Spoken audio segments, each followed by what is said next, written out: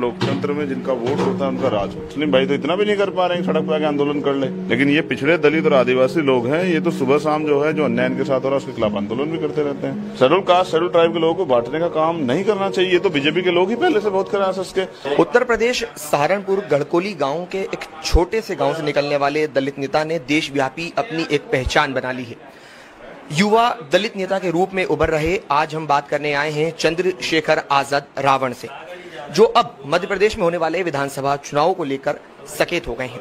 साथ ही उन्होंने भारतीय जनता पार्टी और कांग्रेस के संगठन में खलबली पैदा कर दी है। चंद्रशेखर की मौजूदगी इस चुनाव को दिलचस्प बना देगी। हम उन्हीं से जानते हैं कि आगामी विधानसभा चुनाव को लेकर उनकी क्या तैयारी है। चंद्रशेखर जी, स्वागत है आपका। आभार। अगले साल मध्य प्रदेश विधानसभा चुनाव होने हैं और आपके दौरे एक तरीके से हम कह लें कि शुरू हो चुके हैं जी। तो क्या इसे विधानसभा से जोड़कर ही देखा जाएगा? मैं समझता हूं कि चुनाव तो आते जाते रहते हैं, लेकिन जो शोषित वर्ग के लोग हैं वो आज भी भारत में अपनी वोट की वैल्यू नहीं समझ पाए, क्योंकि ये लोकतंत्र है। लोकतंत्र में जिनका वोट होता है उनका राज होता है। इसी पूरी दुनिया में यही एक माध्यम है, पूरी दुनिया में यही इसका आधार है कि जिनके पास वोट है उनका राज आएगा। लेकिन भारत में जिनके पास वोट है उनका राज नहीं है, यानी कि वो अपनी वोट की वैल्यू को नहीं समझते।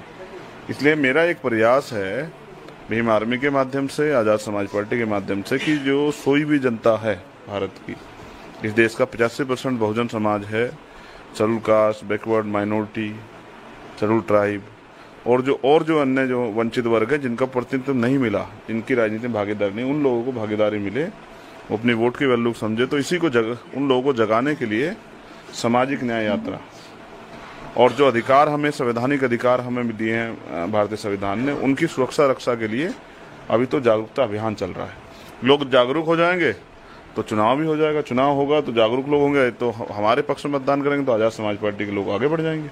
तो कितनी सीटों पर आजाद समाज पार्टी आगामी विधानसभा चुनाव लड़ने जा रही है? अब ये तो निर्णय यहाँ की प्रदेश कमेटी और उनके लीडर्स का है। मैं तो एक कार्यकर्ता हूँ भीम आर्मी आजाद समाज पार्टी का। मेरे ऊपर जो रिस्पॉन्सिबिलिटी है कि भाई मुझे जो आदेश होता है कि आपको आना है तो मैं आ जाता हूँ, और फिर वो मुझसे कहते हैं कि आपको इस विषय पे बात रखनी है तो उस विषय के बारे में जो कुछ जानकारी मुझे होती है मैं रखने लग जाता हूँ। तो चुनावी का जो निर्णय है वो यहाँ के लोगों का, जो लोग यहाँ मेहनत कर रहे हैं, मैं तो यहाँ जिम्मेदारी से आता हूँ, 2-4 दिन में चला जाता हूँ। लेकिन ये जो लोग यहाँ चप्पल घिस रहे हैं, मेहनत कर रहे हैं, गांव-गांव जा रहे हैं, मुकदमे झेल रहे हैं, लाठियाँ खा रहे हैं, जेल जा रहे हैं, जो लोग संघर्ष कर रहे हैं, ये तो उनका निर्णय होगा, उनका जो भी निर्णय होगा वो मान्य होगा। अच्छा, कहीं ना कहीं जो है आम आदमी पार्टी और ओवैसी की हम बात कर लें तो वो पहले ही नगर निकाय चुनाव में एंट्री कर चुके हैं मध्य प्रदेश में, तो आपको नहीं लगता कि आजाद समाज पार्टी कुछ लेट हो गई है आने में? नहीं, आजाद समाज पार्टी तो भीम आर्मी के माध्यम से पिछले 6-7 साल से यहाँ काम कर रही है। अब तक हम इलेक्ट्रोल पॉलिटिक्स में नहीं गए थे, इस बार इलेक्ट्रोल पॉलिटिक्स में भी जाएंगे, और सिर्फ यही नहीं जाएंगे, छत्तीसगढ़ में भी जाएंगे, राजस्थान में भी जाएंगे। तो बाकी देखो, लोकतंत्र है, अंतिम व्यक्ति को भी अधिकार है कि वो इलेक्शन में जाए, फाइट करे, अब कामयाब करे खुद को, आगे बढ़ के अपने लोगों के हितों की रक्षा के लिए विधानसभा में आवाज उठाए। तो जो भी कर रहा है उनका भी स्वागत है, मुझे तो किसी कोई आपत्ति नहीं है। अच्छा, स्थानीय संगठन की हम बात कर रहे हैं तो मध्य प्रदेश के कोई स्थानीय संगठन जो पिछड़ों की राजनीति कर रहे हैं या पिछड़ों के लिए काफी शोषित वर्ग के लिए काम करते आ रहे हैं, उनके साथ जाने पर विचार कर रहे हैं आप? करते तो क्या पिछड़ों का ये हाल होता? अगर जिनकी आवाज उठाने वाले नेता होते, संगठन होते, तो क्या उनके अधिकारों पर डाका पड़ता? पंचायत चुनाव में आपने देखा नहीं, पंचायत का जो आरक्षण था पिछड़े वर्ग का कहाँ गया? खा गई सरकार। और जातीय जनगणना के लिए यहाँ तो पिछड़े दलित आदिवासी जो हैं वो सुबह शाम, मुस्लिम भाई तो इतना भी नहीं कर पा रहे हैं सड़क पर आके आंदोलन कर ले, लेकिन ये पिछड़े दलित और आदिवासी लोग हैं, ये तो सुबह शाम जो है जो अन्याय इनके साथ हो रहा है उसके खिलाफ आंदोलन भी करते रहते हैं। तो मैं समझता हूँ अगर वास्तविकता में इनके हितैषी लोग होते बुनियादी रूप से तो ये सशक्त समाज बन जाते। लेकिन अगर ये अन्याय अत्याचार सह रहे हैं और आज भी इनके बड़े तबके की, जैसे 100% अगर पिछड़ा वर्ग है तो उसका में 90% तो आज भी हैंड टू माउथ है। उनकी जाति जो अपनी जो गणना नहीं करा पा रहे हैं उनकी, तो उनके साथ जाने की बात कर रहे हैं। तो मैं आपसे ये कहूंगा कि हम तो पिछड़े वर्ग के लोगों को भी कह रहे हैं, माइनॉरिटी के लोगों को कह रहे हैं, आदिवासी भाइयों कह रहे हैं कि वो कोई हारे को जीते इस बात की राजनीति छोड़ के हिस्सेदारी की, जो साहब काशीराम कहते हैं, जिसकी इतनी संख्या भारी उसकी इतनी हिस्सेदारी। और वोट हमारा, राज तुम्हारा, नहीं चलेगा नहीं चलेगा, इस नारे को सार्थक करने के लिए जनता के बीच में जा रहे हैं कि अपनी हिस्सेदारी के साथ आओ, आंदोलन में प्रतिभाग करो, 1 और 11 शक्ति बनाओ और शक्ति बना के राज व्यवस्था पे मध्य प्रदेश काबिज हो। क्योंकि 95% तो बहुजन समाज के लोग रहते हैं और उनका राज नहीं है, वो पिछलग्गू बने हुए हैं। तो जो पिछलग्गू समाज बना हुआ है उनको पिछलग्गू, उनकी वास्तविक शक्ति बताने का काम जो है भीम आर्मी आजाद समाज पार्टी यहाँ धरातल पे कर रही है। आदिवासी अगर हम देखें तो जनजातियां जो है भारत की सबसे ज्यादा जनजातियां मध्य प्रदेश में निवास करती हैं। तो जनजातीय समूह के साथ या जनजातीय संगठनों के साथ आप जाने पर विचार कर रहे हैं? जाना कहाँ है, हम तो उनमें से ही एक है भाई। हम कोई बाहर से थोड़ा आए हैं, हम भी तो जनजाति का हिस्सा हैं। शेड्यूल कास्ट, शेड्यूल ट्राइब के लोगों को बांटने का काम नहीं करना चाहिए। ये तो बीजेपी के लोग ही पहले से बहुत कर आरएसएस के, हमारे लोगों को तो इस तरह नहीं करना चाहिए। मैं तो खुद जनजाति का व्यक्ति हूँ, जो अधिकार उन्हें मिले वही मुझे मिले, तो मैं तो उनमें पैदा हुआ, उनकी लड़ाई लड़ना मेरी जिम्मेदारी। मैं तो उनको भी कह रहा हूँ जाके भाई अपना विश्वास बना के रखो। अब आपका अपना दल आ गया है, इस दल के जरिए आप अपने हितों की बात कर सकते हो और अपनी लड़ाई को मजबूत लड़ सकते हो। गरीब का बेटा भी नेता बन सकता है, इसलिए संगठन में जुड़ के काम करो। आदिवासी संगठन कोई आपके साथ आने पर कोई आने वाला हमारे साथ? मैं कह रहा हूँ कि सभी हमारे साथ हैं। आप देखते नहीं क्या जो प्रोग्राम होते हैं उसके बाद तो आरएसएस चिंतित है यहाँ भाई। अगर बीजेपी के आरएसएस के लोग यहाँ जो है आके गुप्त मीटिंगें कर रहे हैं और एजेंडा लागू कर रहे हैं कि भीम आर्मी को और फलाने संगठन को इनको अलग अलग करो, पैसे दे के तोड़ो, इनमें इस तरह का कोई झगड़ा लगाओ, तो इसका मतलब हमारी एकता से डरे हुए हैं। ये जो संगठन काम कर रहे हैं आदिवासियों के, जो ओबीसी महासभा के लोग काम कर रहे हैं, उनकी और हमारी जो संयुक्त एकता का जो यहाँ से जो एक संदेश जा रहा है, उसी की वजह से तो अब इंटरनेशनल लेवल पे पिछड़े दलितों में, आदिवासियों में, माइनॉरिटी में एक गठबंधन बनने की चर्चा हो रही है। उसी से बीजेपी डरी है। हमारे लोगों को हमसे अलग करने का जो खेल बीजेपी ने बहुत दिन खेला, अब उस खेल का हम लोग अंत करेंगे और इस एकता को बना के और इनको सम्मान और अधिकार देने के लिए हम लोग मैदान में डटे रहेंगे जब तक इस देश में बाबा साहब अम्बेडकर के सपने पूरे नहीं होते, साहब काशीराम के सपने पूरे नहीं होते, बाबू जगजीवन राम के सपने पूरे नहीं होते, जब तक महामना रामसू वर्मा के, जगदेव प्रसाद कुशवाहा, जननायक कर्पूरी ठाकुर, साहू जी महाराज, प्यारेलाल यादव और प्यारे रामास्वामी नायकर, बिरसा मुंडा, इनके सपने पूरे नहीं होते, तब तक तो हमारा संघर्ष जारी रहेगा। जब तक हर गरीब इज्जत और सम्मान की जिंदगी नहीं पाता और उसको सुविधाएं नहीं मिलती जो देश के अमीर लोग लंबे समय से भोग रहे हैं, तब तक ये आंदोलन जारी रहेगा। जब तक अंतिम व्यक्ति भी गरीब रहेगा, शोषित रहेगा, तब तक आंदोलन जारी रहेगा। पिछले दिनों राजेंद्र पाल गौतम के साथ जो कुछ हुआ, उस पर क्या आपकी राय है? जब आपने देखा कि हमारे लोगों ने उनका भी साथ दिया, तो जब भी किसी भी पार्टी में रहने वाला भी अगर कोई व्यक्ति उनके साथ अन्याय होगा तो हम उनका भी साथ देते हैं। हमने उनको ये बताया कि भाई अगर आप स्टैंड क्लियर कर लो, तो वो आज अगर स्टैंड क्लियर कर ले तो हम दिल्ली में उनको ही जिम्मेदारी दे दें कि भाई आप ही आगे बढ़ो। लेकिन अगर वो स्टैंड अगर अपना क्लियर कर ले और जितना जल्दी क्लियर कर ले, समाज को उतना जल्दी पता लग जाए कि उनका मतलब भविष्य का प्रोग्राम क्या है।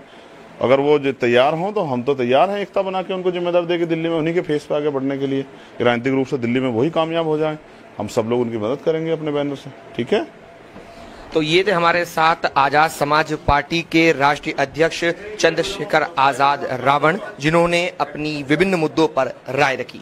कैमरा पर्सन जावेद खान के साथ 91 न्यूज़ 9 के लिए इंदौर से अदनान की रिपोर्ट। लोकतंत्र में जिनका वोट होता है उनका राज होता है। मुस्लिम भाई तो इतना भी नहीं कर पा रहे हैं सड़क पर आके आंदोलन कर ले, लेकिन ये पिछड़े दलित और आदिवासी लोग हैं, ये तो सुबह शाम जो है जो अन्याय इनके साथ हो रहा है उसके खिलाफ आंदोलन भी करते रहते हैं। शेड्यूल कास्ट, शेड्यूल ट्राइब के लोगों को बांटने का काम नहीं करना चाहिए। ये तो बीजेपी के लोग ही पहले से बहुत कर रहे हैं उसके। उत्तर प्रदेश सहारनपुर गढ़कोली गांव के एक छोटे से गांव से निकलने वाले दलित नेता ने देशव्यापी अपनी एक पहचान बना ली है। युवा दलित नेता के रूप में उभर रहे आज हम बात करने आए हैं चंद्रशेखर आजाद रावण से, जो अब मध्य प्रदेश में होने वाले विधानसभा चुनावों को लेकर सचेत हो गए हैं। साथ ही उन्होंने भारतीय जनता पार्टी और कांग्रेस के संगठन में खलबली पैदा कर दी है। चंद्रशेखर की मौजूदगी इस चुनाव को दिलचस्प बना देगी। हम उन्हीं से जानते हैं कि आगामी विधानसभा चुनाव को लेकर उनकी क्या तैयारी है। चंद्रशेखर जी, स्वागत है आपका। आभार।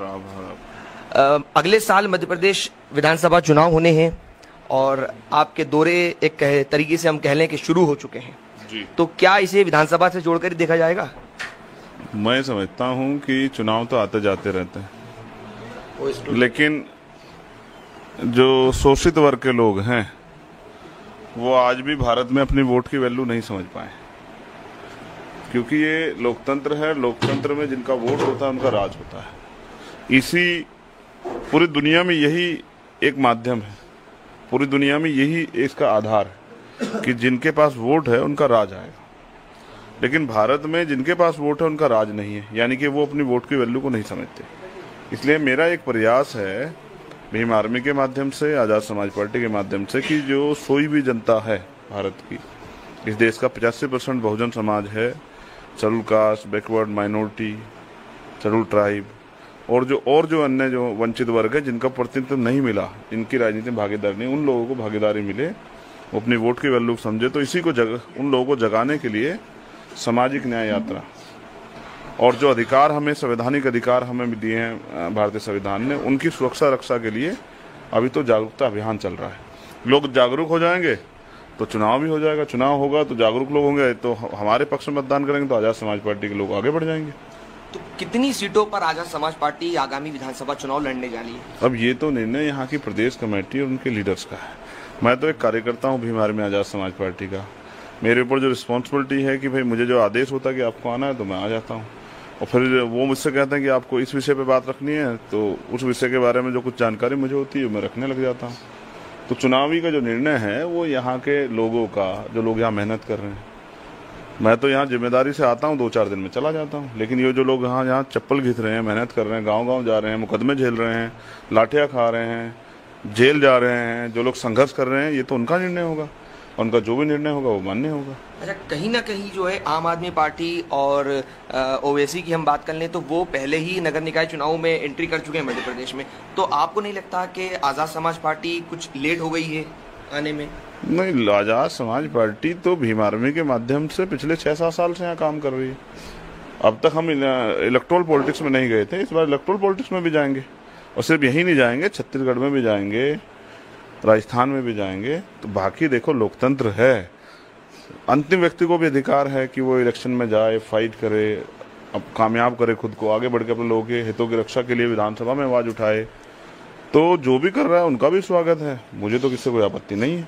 अच्छा, स्थानीय संगठन की हम बात करें तो मध्य प्रदेश के कोई स्थानीय संगठन जो पिछड़ों की राजनीति कर रहे हैं या पिछड़ों के लिए काफी शोषित वर्ग के लिए काम करते आ रहे हैं, उनके साथ जाने पर विचार कर रहे हैं? करते तो क्या पिछड़ों का ये हाल होता?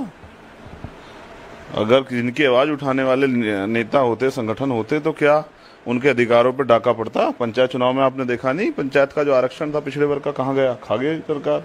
और जातीय जनगणना के लिए यहाँ तो पिछड़े, दलित, आदिवासी जो हैं वो सुबह शाम, मुस्लिम भाई तो इतना भी नहीं कर पा रहे हैं सड़क पर आके आंदोलन कर ले, लेकिन ये पिछड़े, दलित और आदिवासी लोग हैं, ये तो सुबह शाम जो है जो अन्याय इनके साथ हो रहा है उसके खिलाफ आंदोलन भी करते रहते हैं।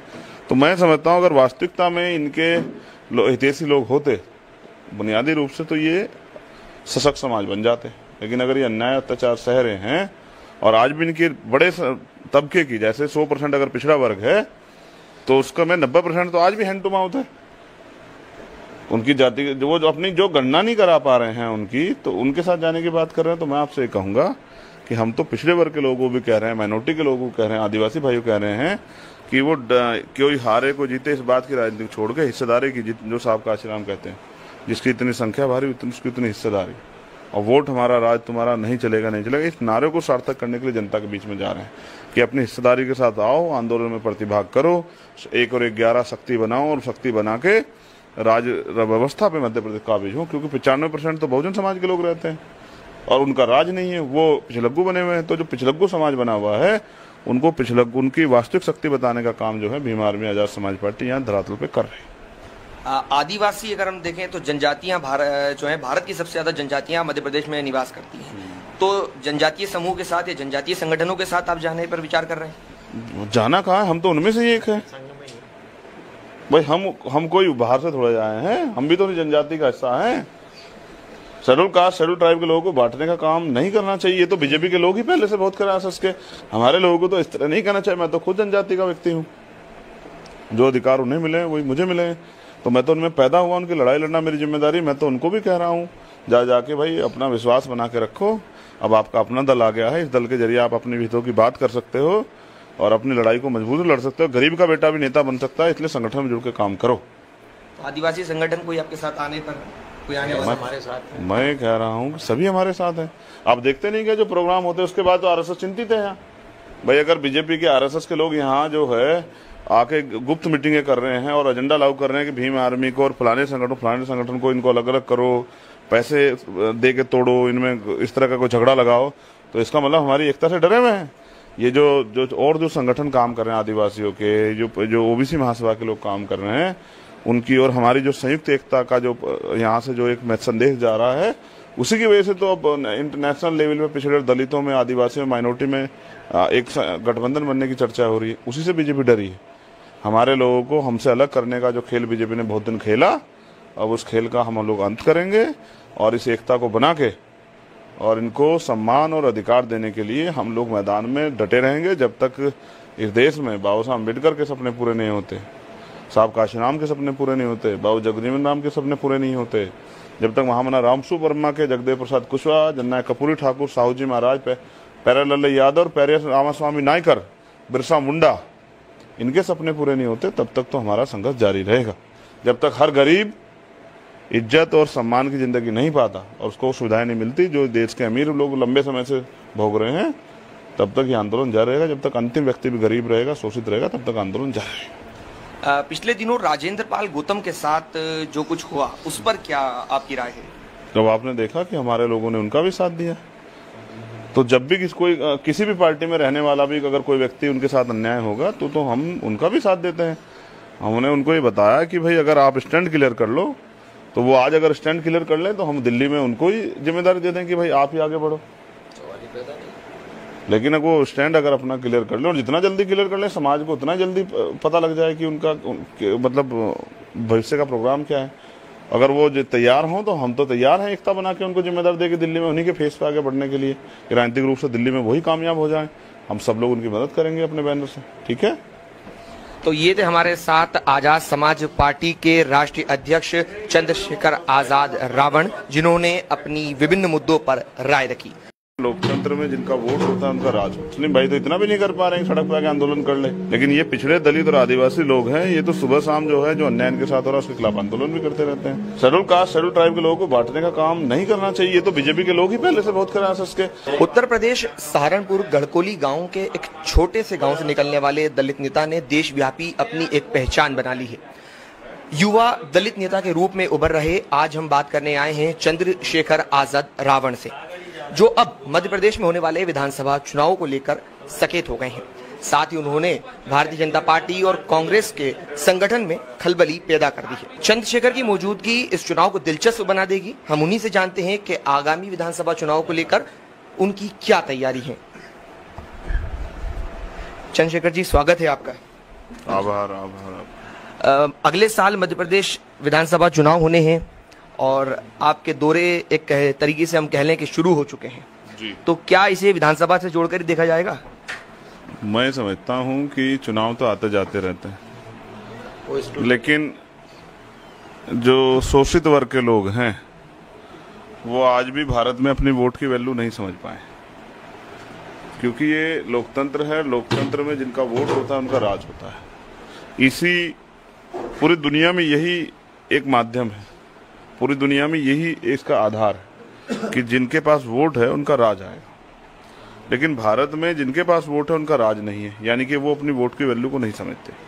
इसलिए मेरा एक प्रयास है भीम आर्मी के माध्यम से, आजाद समाज पार्टी के माध्यम से, कि जो सोई भी जनता है भारत की, इस देश का 85% बहुजन समाज है, schedule caste, backward minority, schedule tribe और जो अन्य जो वंचित वर्ग है जिनका प्रतिनिधित्व नहीं मिला, जिनकी राजनीति में भागीदारी नहीं, उन लोगों को भागीदारी मिले, वो अपनी वोट की वैल्यू समझे। तो इसी को उन लोगों को जगाने के लिए सामाजिक न्याय यात्रा और जो अधिकार हमें, संवैधानिक अधिकार हमें दिए हैं भारतीय संविधान ने, उनकी सुरक्षा रक्षा के लिए अभी तो जागरूकता अभियान चल रहा है।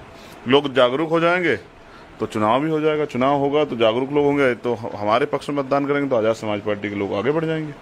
तो कितनी सीटों पर आजाद समाज पार्टी आगामी विधानसभा चुनाव लड़ने जा रही है? अब ये तो निर्णय यहाँ की प्रदेश कमेटी और उनके लीडर्स का है। मैं तो एक कार्यकर्ता हूँ भीम आर्मी आजाद समाज पार्टी का। मेरे ऊपर जो रिस्पॉन्सिबिलिटी है कि भाई मुझे जो आदेश होता है कि आपको आना है तो मैं आ जाता हूँ, और फिर वो मुझसे कहते हैं कि आपको इस विषय पे बात रखनी है तो उस विषय के बारे में जो कुछ जानकारी मुझे होती है मैं रखने लग जाता हूँ। तो चुनावी का जो निर्णय है वो यहाँ के लोगों का, जो लोग यहाँ मेहनत कर रहे हैं, मैं तो यहाँ जिम्मेदारी से आता हूँ, 2-4 दिन में चला जाता हूँ। लेकिन ये जो लोग यहाँ चप्पल घिस रहे हैं, मेहनत कर रहे हैं, गांव-गांव जा रहे हैं, मुकदमे झेल रहे हैं, लाठियाँ खा रहे हैं, जेल जा रहे हैं, जो लोग संघर्ष कर रहे हैं, ये तो उनका निर्णय होगा। उनका जो भी निर्णय होगा वो मान्य होगा। अच्छा, कहीं ना कहीं जो है आम आदमी पार्टी और ओवैसी की हम बात कर लें तो वो पहले ही नगर निकाय चुनाव में एंट्री कर चुके हैं मध्य प्रदेश में, तो आपको नहीं लगता कि आज़ाद समाज पार्टी कुछ लेट हो गई है आने में? नहीं, आज़ाद समाज पार्टी तो भीम आर्मी के माध्यम से पिछले 6-7 साल से यहाँ काम कर रही है। अब तक हम इलेक्ट्रोल पॉलिटिक्स में नहीं गए थे, इस बार इलेक्ट्रोल पॉलिटिक्स में भी जाएंगे। और सिर्फ यही नहीं जाएंगे, छत्तीसगढ़ में भी जाएंगे, राजस्थान में भी जाएंगे। तो बाकी देखो, लोकतंत्र है, अंतिम व्यक्ति को भी अधिकार है कि वो इलेक्शन में जाए, फाइट करे, अब कामयाब करे, खुद को आगे बढ़ के अपने लोगों के हितों की रक्षा के लिए विधानसभा में आवाज उठाए। तो जो भी कर रहा है उनका भी स्वागत है, मुझे तो किससे कोई आपत्ति नहीं है। अच्छा, स्थानीय संगठन की हम बात करें तो मध्य प्रदेश के कोई स्थानीय संगठन जो पिछड़ों की राजनीति कर रहे हैं या पिछड़ों के लिए काफी शोषित वर्ग के लिए काम करते आ रहे हैं, उनके साथ जाने पर विचार कर रहे हैं? करते तो क्या पिछड़ों का ये हाल होता? अगर जिनकी आवाज उठाने वाले नेता होते, संगठन होते, तो क्या उनके अधिकारों पर डाका पड़ता? पंचायत चुनाव में आपने देखा नहीं, पंचायत का जो आरक्षण था पिछड़े वर्ग का कहाँ गया? खा गई सरकार। और जाति जनगणना के लिए यहाँ तो पिछड़े, दलित, आदिवासी जो हैं वो सुबह शाम, मुस्लिम भाई तो इतना भी नहीं कर पा रहे हैं सड़क पर आके आंदोलन कर ले, लेकिन ये पिछड़े, दलित और आदिवासी लोग हैं, ये तो सुबह शाम जो है, जो अन्याय इनके साथ हो रहा है उसके खिलाफ आंदोलन भी करते रहते हैं। तो मैं समझता हूँ अगर वास्तविकता में इनके हितैषी लोग होते बुनियादी रूप से, तो ये सशक्त समाज बन जाते। लेकिन अगर ये अन्याय अत्याचार सह रहे हैं और आज भी इनके बड़े तबके की, जैसे 100% अगर पिछड़ा वर्ग है तो उसका में 90% तो आज भी हैंड टू माउथ है।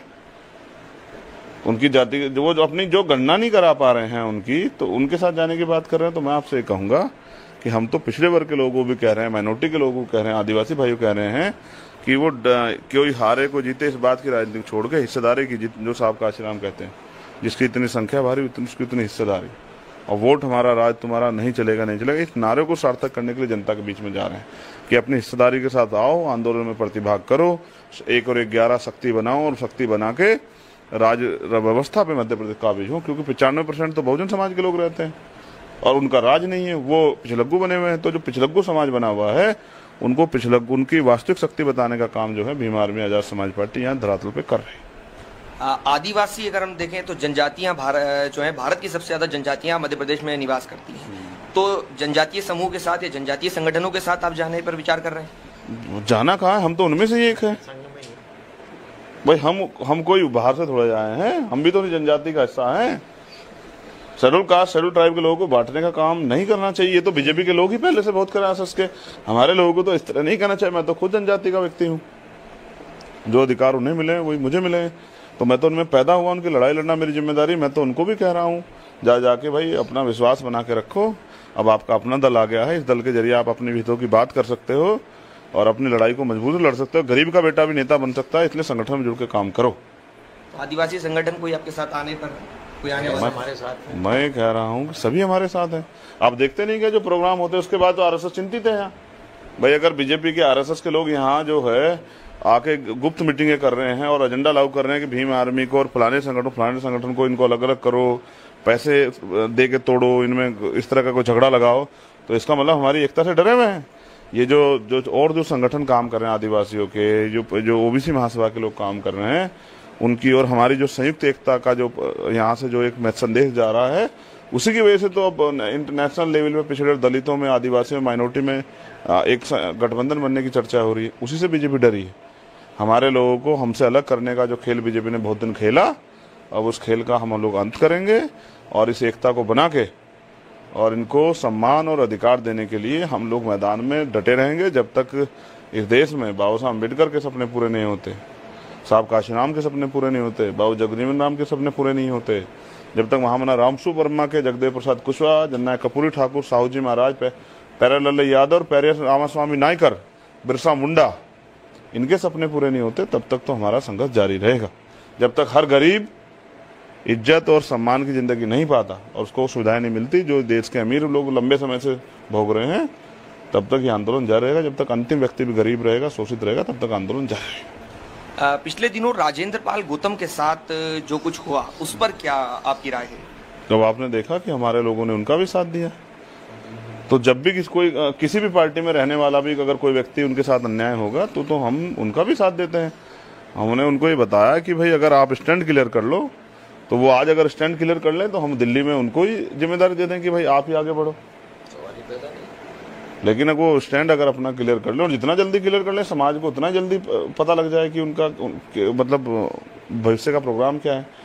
अगर वो तैयार हों तो हम तो तैयार हैं एकता बना के उनको जिम्मेदार देके दिल्ली में उन्हीं के फेस पे आगे बढ़ने के लिए, राजनीतिक रूप से दिल्ली में वही कामयाब हो जाए। हम सब लोग उनकी मदद करेंगे अपने बैनर से। ठीक है। तो ये थे हमारे साथ आजाद समाज पार्टी के राष्ट्रीय अध्यक्ष चंद्रशेखर आजाद रावण, जिन्होंने अपनी विभिन्न मुद्दों पर राय रखी। कैमरा पर्सन जावेद खान के साथ 91 न्यूज़ 9 के लिए इंदौर से अदनान की रिपोर्ट। लोकतंत्र में जिनका वोट होता है उनका राज। मुस्लिम भाई तो इतना भी नहीं कर पा रहे हैं सड़क पर आके आंदोलन कर ले, लेकिन ये पिछड़े दलित और आदिवासी लोग हैं, ये तो सुबह शाम जो है जो अन्याय इनके साथ हो रहा है उसके खिलाफ आंदोलन भी करते रहते हैं। शेड्यूल कास्ट शेड्यूल ट्राइब के लोगों को बांटने का काम नहीं करना चाहिए, ये तो बीजेपी के लोग ही पहले से बहुत कर रहे हैं इसके। उत्तर प्रदेश सहारनपुर गढ़कोली गांव के एक छोटे से गांव से निकलने वाले दलित नेता ने देशव्यापी अपनी एक पहचान बना ली है। युवा दलित नेता के रूप में उभर रहे आज हम बात करने आए हैं चंद्रशेखर आजाद रावण से, जो अब मध्य प्रदेश में होने वाले विधानसभा चुनाव को लेकर सचेत हो गए हैं। साथ ही उन्होंने भारतीय जनता पार्टी और कांग्रेस के संगठन में खलबली पैदा कर दी है। चंद्रशेखर की मौजूदगी इस चुनाव को दिलचस्प बना देगी। हम उन्हीं से जानते हैं कि आगामी विधानसभा चुनाव को लेकर उनकी क्या तैयारी है। चंद्रशेखर जी, स्वागत है आपका। आभार। अगले साल मध्य प्रदेश विधानसभा चुनाव होने हैं और आपके दौरे एक तरीके से हम कह लें कि शुरू हो चुके हैं जी। तो क्या इसे विधानसभा से जोड़कर ही देखा जाएगा? मैं समझता हूं कि चुनाव तो आते जाते रहते हैं, लेकिन जो शोषित वर्ग के लोग हैं वो आज भी भारत में अपनी वोट की वैल्यू नहीं समझ पाए, क्योंकि ये लोकतंत्र है। लोकतंत्र में जिनका वोट होता है उनका राज होता है। इसी पूरी दुनिया में यही एक माध्यम है, पूरी दुनिया में यही इसका आधार है कि जिनके पास वोट है उनका राज आएगा। लेकिन भारत में जिनके पास वोट है उनका राज नहीं है, यानी कि वो अपनी वोट की वैल्यू को नहीं समझते। इसलिए मेरा एक प्रयास है भीम आर्मी के माध्यम से, आजाद समाज पार्टी के माध्यम से, कि जो सोई भी जनता है भारत की, इस देश का 85% बहुजन समाज है, schedule caste, backward minority, schedule tribe और जो अन्य जो वंचित वर्ग है जिनका प्रतिनिधित्व नहीं मिला, इनकी राजनीति में भागीदारी नहीं, उन लोगों को भागीदारी मिले, वो अपनी वोट की वैल्यू समझे। तो इसी को उन लोगों को जगाने के लिए सामाजिक न्याय यात्रा और जो अधिकार हमें, संवैधानिक अधिकार हमें दिए हैं भारतीय संविधान ने, उनकी सुरक्षा रक्षा के लिए अभी तो जागरूकता अभियान चल रहा है। लोग जागरूक हो जाएंगे तो चुनाव भी हो जाएगा, चुनाव होगा तो जागरूक लोग होंगे तो हमारे पक्ष में मतदान करेंगे तो आजाद समाज पार्टी के लोग आगे बढ़ जाएंगे।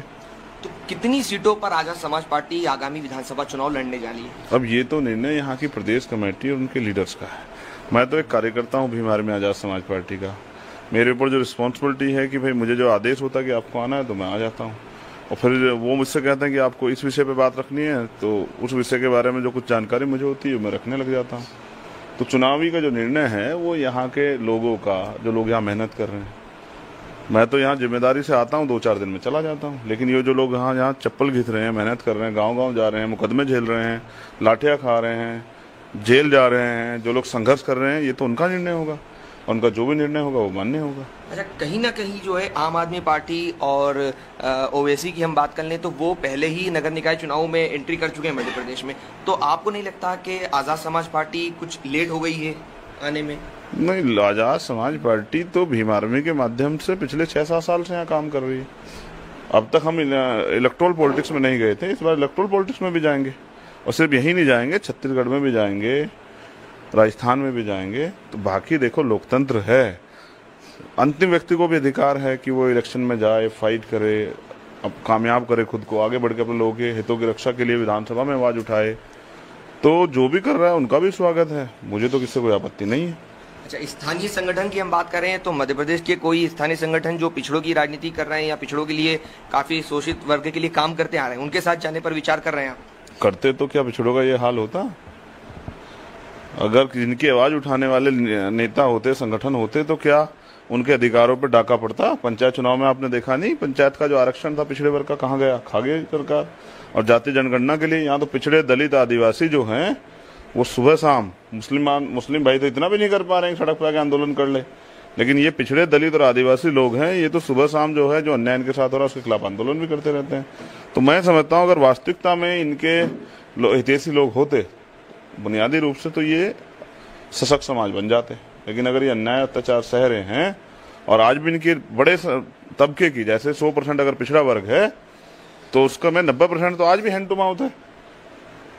उनकी जाति वो जो अपनी जो गणना नहीं करा पा रहे हैं उनकी, तो उनके साथ जाने की बात कर रहे हैं। तो मैं आपसे कहूंगा कि हम तो पिछड़े वर्ग के लोगों को भी कह रहे हैं, माइनॉरिटी के लोगों को कह रहे हैं, आदिवासी भाइयों कह रहे हैं कि वो कोई हारे को जीते इस बात की राजनीति छोड़ के हिस्सेदारी की जो साहब काशीराम कहते हैं, जिसकी इतनी संख्या भारी उसकी उतनी हिस्सेदारी, और वोट हमारा राज तुम्हारा नहीं चलेगा नहीं चलेगा, इस नारे को सार्थक करने के लिए जनता के बीच में जा रहे हैं कि अपनी हिस्सेदारी के साथ आओ, आंदोलन में प्रतिभाग करो, 1 और 1 11 शक्ति बनाओ और शक्ति बना के राज व्यवस्था पे मध्य प्रदेश काबिज हो, क्योंकि 95% तो बहुजन समाज के लोग रहते हैं और उनका राज नहीं है, वो पिछलग्गू बने हुए हैं। तो जो पिछलग्गू समाज बना हुआ है उनको उनकी वास्तविक शक्ति बताने का काम जो है भीम आर्मी आजाद समाज पार्टी यहाँ धरातल पे कर रही है। आदिवासी अगर हम देखें तो जनजातियां जो है भारत की सबसे ज्यादा जनजातियां मध्य प्रदेश में निवास करती हैं, तो जनजातीय समूह के साथ या जनजातीय संगठनों के साथ आप जाने पर विचार कर रहे हैं? जाना कहाँ है, हम तो उनमें से ही एक है भाई। हम कोई बाहर से थोड़े आए हैं, हम भी तो जनजाति का हिस्सा हैं।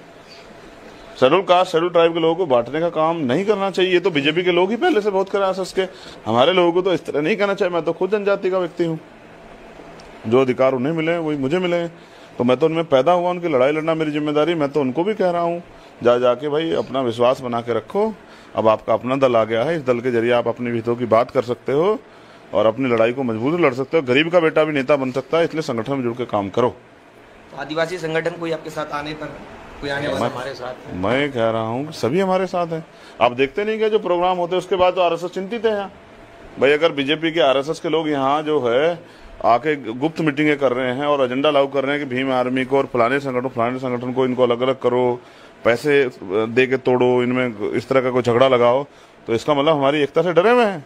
ये जो संगठन काम कर रहे हैं आदिवासियों के, जो ओबीसी महासभा के लोग काम कर रहे हैं, उनकी और हमारी जो संयुक्त एकता का जो यहाँ से जो एक संदेश जा रहा है, उसी की वजह से तो अब इंटरनेशनल लेवल पे पिछड़े दलितों में, आदिवासियों में, माइनॉरिटी में एक गठबंधन बनने की चर्चा हो रही है। उसी से बीजेपी डरी है। हमारे लोगों को हमसे अलग करने का जो खेल बीजेपी ने बहुत दिन खेला, अब उस खेल का हम लोग अंत करेंगे और इस एकता को बना के और इनको सम्मान और अधिकार देने के लिए हम लोग मैदान में डटे रहेंगे जब तक इस देश में बाबा साहब अम्बेडकर के सपने पूरे नहीं होते, साहब काशीराम के सपने पूरे नहीं होते, बाबू जगजीवन राम के सपने पूरे नहीं होते, जब तक महामना रामसू वर्मा के, जगदेव प्रसाद कुशवाहा, जननायक कर्पूरी ठाकुर, साहू जी महाराज, प्यारेलाल यादव, प्यारे रामास्वामी नायकर, बिरसा मुंडा, इनके सपने पूरे नहीं होते, तब तक तो हमारा संघर्ष जारी रहेगा। जब तक हर गरीब इज्जत और सम्मान की जिंदगी नहीं पाता और उसको सुविधाएं नहीं मिलती जो देश के अमीर लोग लंबे समय से भोग रहे हैं, तब तक ये आंदोलन जारी रहेगा। जब तक अंतिम व्यक्ति भी गरीब रहेगा, शोषित रहेगा, तब तक आंदोलन जारी रहेगा। पिछले दिनों राजेंद्र पाल गौतम के साथ जो कुछ हुआ उस पर क्या आपकी राय है? जब आपने देखा कि हमारे लोगों ने उनका भी साथ दिया, तो जब भी किसी भी पार्टी में रहने वाला भी अगर कोई व्यक्ति उनके साथ अन्याय होगा तो हम उनका भी साथ देते हैं। हमने उनको ये बताया कि भाई अगर आप स्टैंड क्लियर कर लो, तो वो आज अगर स्टैंड क्लियर कर लें तो हम दिल्ली में उनको ही जिम्मेदारी दे दें कि भाई आप ही आगे बढ़ो। लेकिन वो स्टैंड अगर अपना क्लियर कर ले और जितना जल्दी क्लियर कर ले, समाज को उतना जल्दी पता लग जाए कि उनका मतलब भविष्य का प्रोग्राम क्या है। अगर वो तैयार हों तो हम तो तैयार हैं एकता बना के उनको जिम्मेदार दे के दिल्ली में उन्हीं के फेस पे आगे बढ़ने के लिए, राजनीतिक रूप से दिल्ली में वही कामयाब हो जाए। हम सब लोग उनकी मदद करेंगे अपने बैनर से, ठीक है। तो ये थे हमारे साथ आजाद समाज पार्टी के राष्ट्रीय अध्यक्ष चंद्रशेखर आजाद रावण, जिन्होंने अपनी विभिन्न मुद्दों पर राय रखी।